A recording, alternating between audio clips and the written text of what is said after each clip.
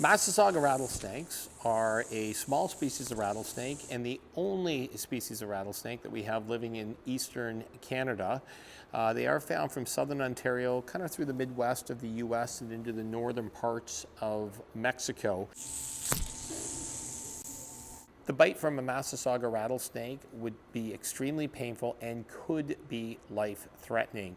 They are generally very shy snakes that will avoid people, but by all means, if you're in a place where Massasauga rattlesnakes do live, you definitely want to make sure that you give them their space, and if you were to see one, by all means, just leave them alone. Rattles of rattlesnakes are actually made up of multiple layers of dead skin. When a baby rattlesnake is born, he has one little nub on the end of his tail. And when he sheds the next time, a layer of skin goes over top of that first little nub, and then a second little nub is formed. So what you're hearing is multiple layers of shed skin that's been hardened over time that's rattling against itself.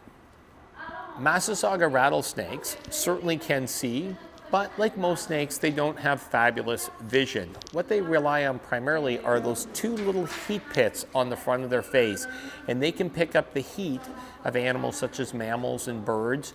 That would be their primary food source.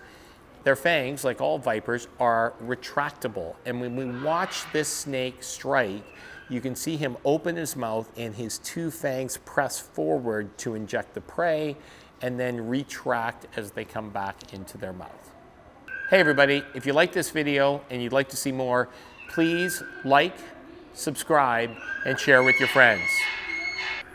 If you would like to support Little Ray's Nature Center and our rescue efforts, please click on the link in the description below.